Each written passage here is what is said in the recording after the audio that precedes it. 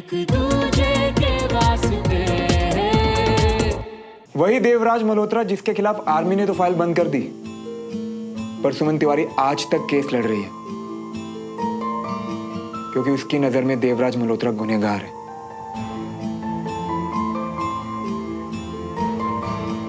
तो तुम्हें अब भी लगता है कि हमें दोस्त होना ही था? मुझे भी ये अभी एक्चुअली कल पता चला कि ये केस तुम लड़ रहे हो।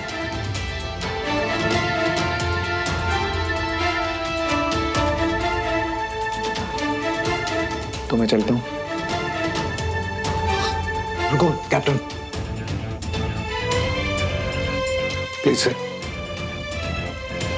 बैठो प्लीज।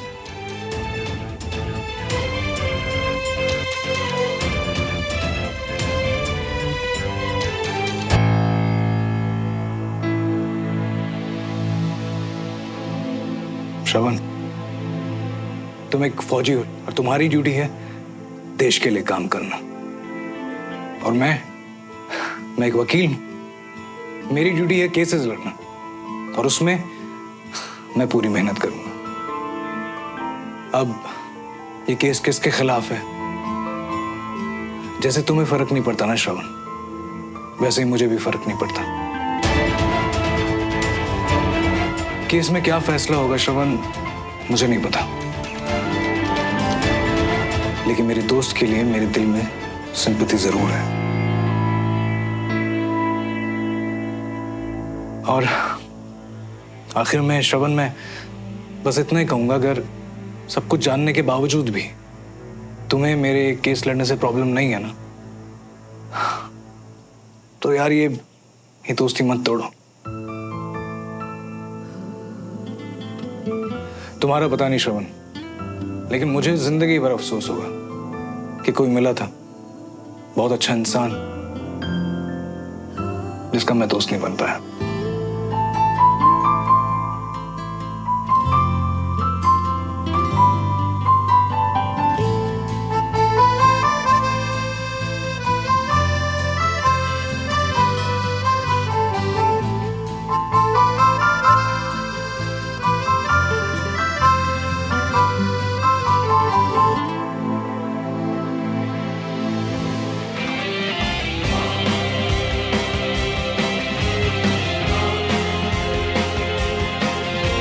फौजी और इतना बड़ा दिल हो, वो पीछे हटेगा ही नहीं, पता था मुझे।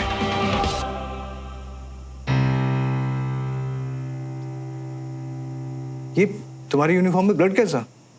ये ओके? मैं बिल्कुल ठीक हूं, बस पुराना घाव है जो भर रहा है। तो कल के लिए बेस्ट ऑफ लक। पता है, मेरी नजरों से देखूं ना, तो मैं हारूं या जीतूं, दोनों में खुशी मिलेगी मुझे। देखो, या तो मैं केस जीत जाऊंगा या फिर मेरे दोस्त के फादर के सर से एक बोझ हट जाएगा। हाँ, तो फिर कल मिलते हैं केस के बाद, लेकिन एक दोस्त की तरह, ओके? और एक अच्छे दोस्त की तरह जीतने वाला हारने वाले का हौसला बढ़ाएगा। मंजूर? मंजूर।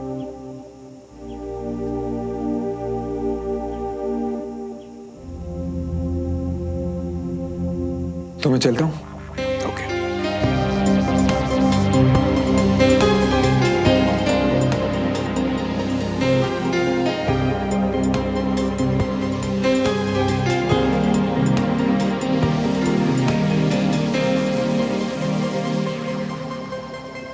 उसे तुझसे आके बात करने की क्या जरूरत थी? और ये श्रवण विक्रम का दोस्त कब से हो गया? पता नहीं कैसे बार बार तेरी लाइफ में वापस आ जाता है। सुमन, पिछली बार जो हुआ था मैंने देखा, कितनी मुश्किल से कैसे तूने अपने आप को संभाला था। बाकी सबको याद हो ना हो, मुझे सब याद है।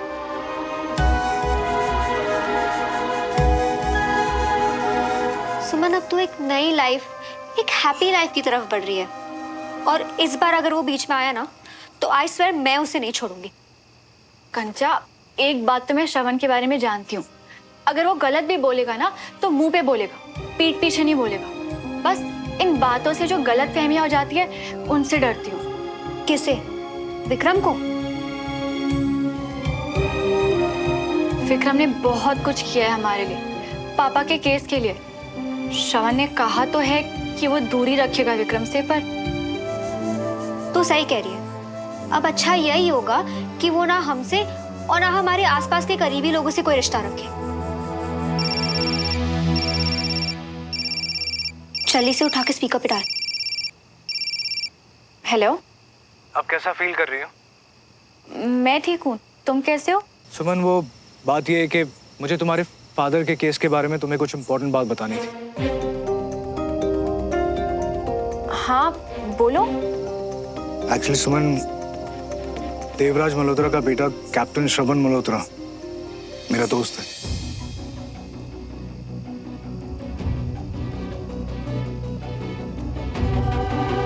और वो आज मेरे ऑफिस आया था। इनफैक्ट उसी ने मुझे ये बात बताई। सुमन, तुम मेरी क्लाइंट हो, इसलिए मेरा फर्ज है कि मैं तुम्हें ये बात बताऊं। पता है, सच कहूं सुमन, मैंने ना वैसा इंसान देखा ही नहीं जिंदगी में। तुम यकीन नहीं करोगी, पता है जब उसे पता चला कि मैं ये केस उसके फादर के अगेंस्ट लड़ रहा हूँ, तो मुझसे दोस्ती तोड़ना चाहता था ताकि हम में कोई प्रॉब्लम ना हो।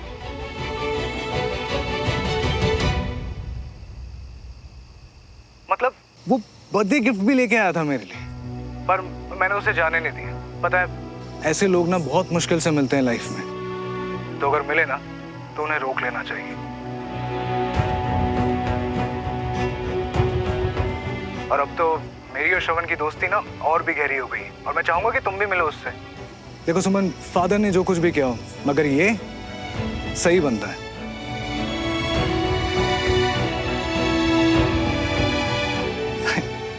मैं तब से बोले जा रहा हूँ, तुम बिल्कुल चुप हो। मेरी कोई बात बुरी लगी क्या?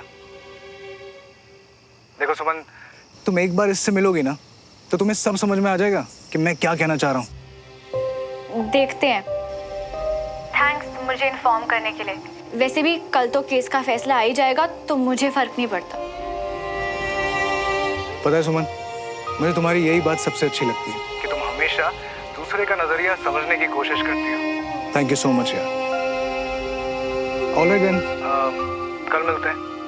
Okay, bye. बाय। वैसे तू विक्रम को श्रवण के बारे में सब कुछ बता क्यों नहीं देती? विक्रम ने मुझसे खुद कहा है कंचा कि उसे कोई इंटरेस्ट नहीं है मेरे पास के बारे में कुछ भी जानने के लिए, और ना ही मुझे बताने में कोई इंटरेस्ट है। इनफैक्ट मैं खुद अपने पास को बुलाना चाहती हूँ, क्योंकि अब वो मेरे लिए मायने ही नहीं रखता। मेरा पूरा अटेंशन इस वक्त कल के केस के फैसले पर है। एक बात पूछो सुमन, कहीं ऐसा तो नहीं है कि उसे देखकर सारी पुरानी फीलिंग्स फिर से जाग गई है? क्योंकि ये तो कुछ भी बोलती है ना कंचा, तुझे पहले भी बोला है, श्रवण का चैप्टर अब मेरी लाइफ से कंप्लीटली ओवर है। तो वो क्या करता है क्या नहीं करता, इससे मुझे कोई फर्क नहीं पड़ता। और अगर विक्रम और श्रवण फ्रेंड्स भी रहना चाहते हैं, देन अगेन मुझे उससे भी कोई फर्क नहीं पड़ता।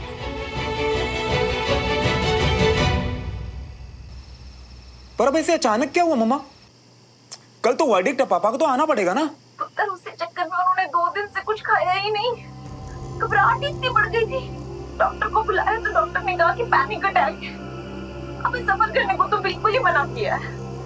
तो ना वकील अंकल से बात कर, कोई और डेट दे दे भाई, कोई और डेट दे दे। तो मैं कितनी खराब है इनकी। हाँ जी मम्मा, आप बस अपना और पापा का ध्यान रखिए। इस वक्त हम सबको बहुत स्ट्रॉन्ग रहना है। सही कह रहा है तू, हम है स्ट्रॉन्ग। देखना, इस सब से भी बाहर हम निकल ही आएंगे, तू फिक्र ना कर। हाँ जी मम्मा। और मम्मा, आप पापा को कहना कि वो बिल्कुल चिंता नहीं करेंगे। मैं यार लगा हुआ हूँ, वो बिल्कुल फिक्र नहीं करेंगे मम्मा। रखता हूँ मम्मा।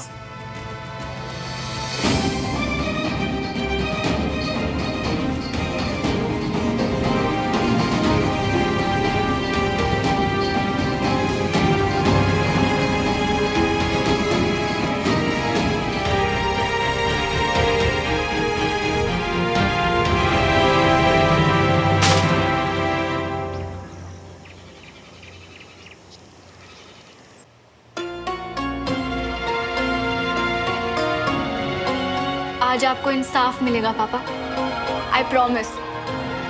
और फिर मुझे श्रवण का चेहरा कभी नहीं देखना पड़ेगा।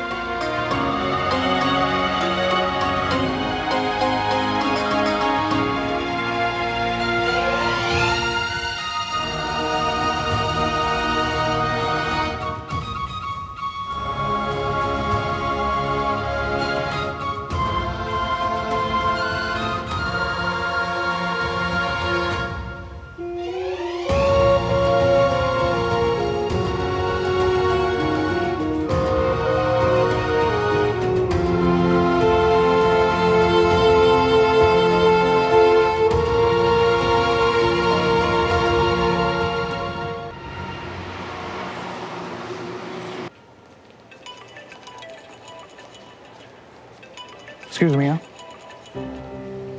हाँ सुमन, मैं कोर्ट रूम में एंटी रूम में हूँ। तुम कहाँ पर हो? हाँ बाहर ही हूँ, आ रही हूँ। All right.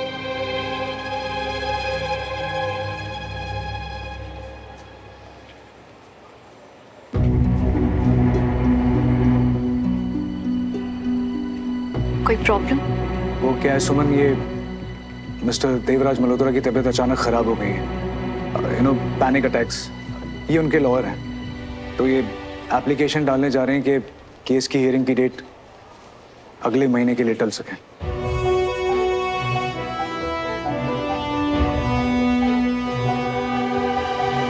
सब झूठ। मैं जानती हूँ इन मल्होत्रास को।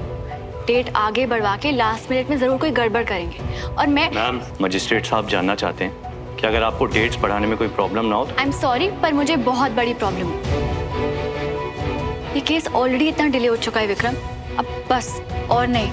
पर सुमन, ऐसा भी तो हो सकता है कि वाकई में मल्होत्रा की तबीयत खराब हो। ऐसा सोचना मेरे लॉयर का है या श्रवण मल्होत्रा के दोस्त का?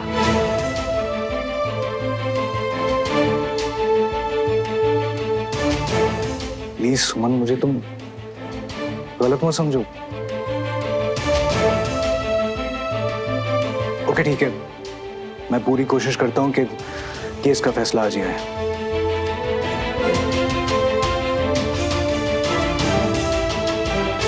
आप ये हमारी एप्लीकेशन है, इस पे साइन कर दो।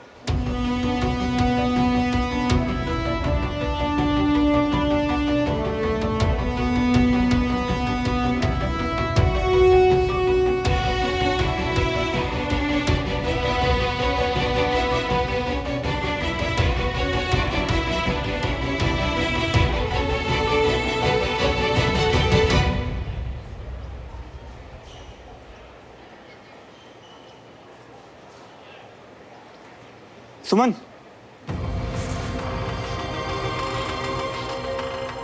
मेरे पापा की तबीयत सच में खराब है सुमन।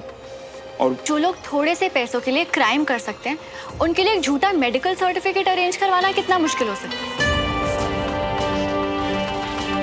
तुम्हें इतना भी भरोसा होता ना तो हम दोनों यहाँ नहीं होते।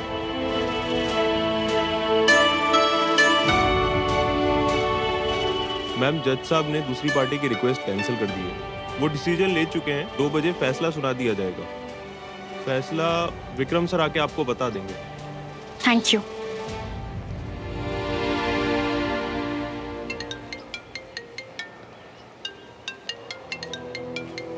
हाँ पापा। बेटा, पुलिस नीचे खड़ी है, बोल रही है फैसला आज ही होगा, उसके अकॉर्डिंग एक्शन लेंगे। बेटा, कहीं मुझे जेल। नहीं पापा, आप मेरी बात सुनिए। आप ना बिल्कुल टेंशन नहीं लेंगे। ईमानदारी की सजा कोई नहीं दे सकता आपको।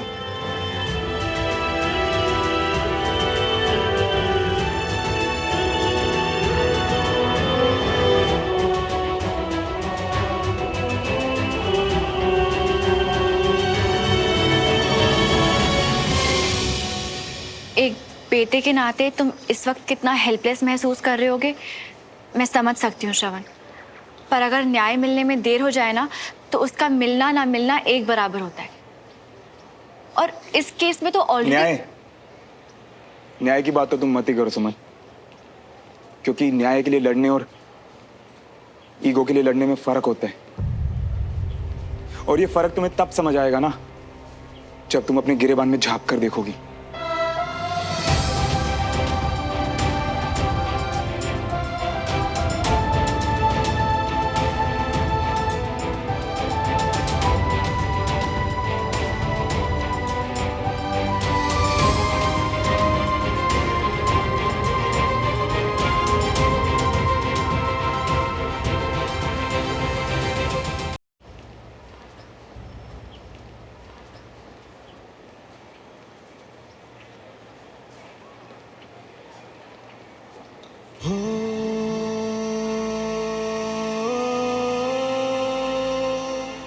भ्रष्ट देवराज मल्होत्रा ने लालच में आके नकली वेस्ट जैकेट में बनाई होती तो मेरा बेटा आज जिंदा होता।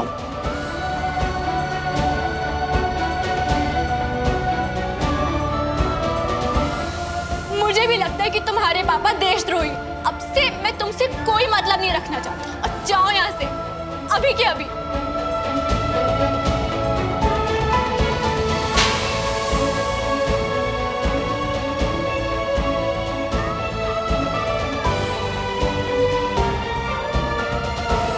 तुम मेरे पापा के बारे में इतना गलत कैसे सोच सकती हो? प्लीज ऐसे मत बोलो, बस एक बार ना। मुझे भी लगता है कि तुम्हारे पापा देशद्रोही। अब से मैं तुमसे कोई मतलब नहीं रखना चाहती और जाओ यहाँ से। तुमने इतनी मेहनत जो की है, वेल डन कैडेट।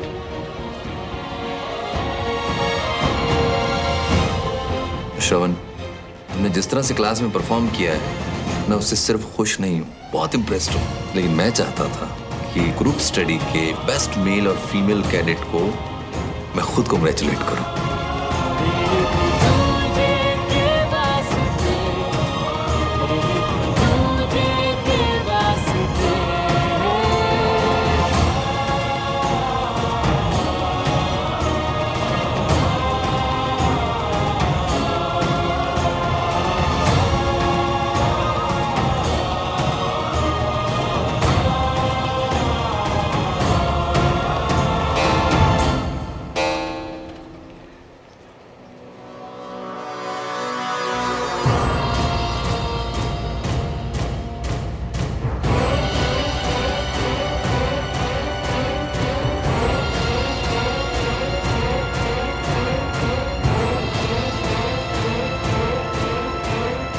हो गया?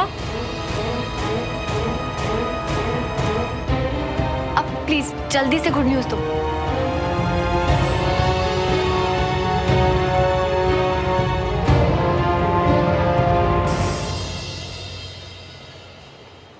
हम केस हार गए।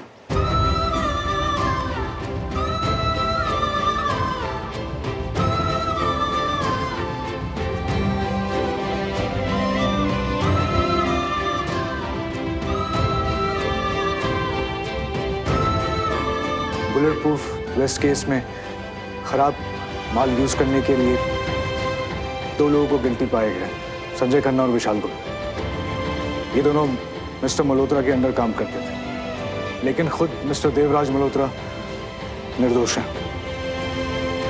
उन पे सिर्फ लापरवाही का केस बनता है, लेकिन वो पहले ही 3 साल की सजा जेल में काट चुके हैं। तो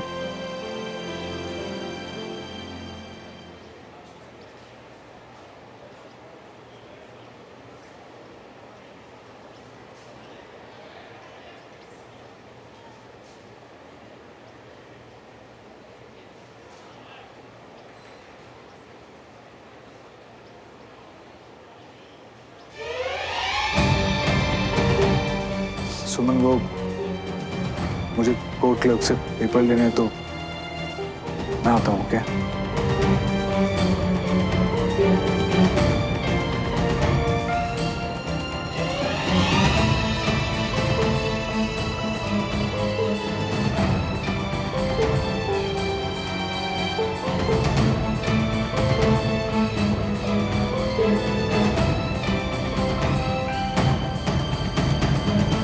बेटी होने के नाते जितना हेल्पलेस तुम फील कर रही हो ना,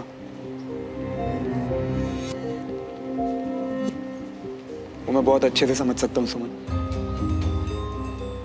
और बिल्कुल सही कहा था तुमने कि अगर न्याय मिलने में देर हो तो उसका मिलना ना मिलना सब एक बराबर तो है।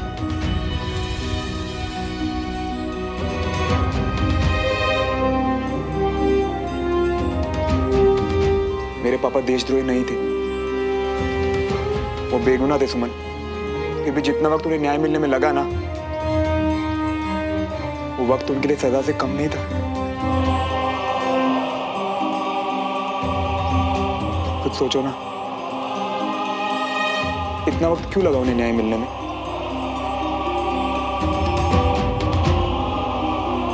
और सुमन,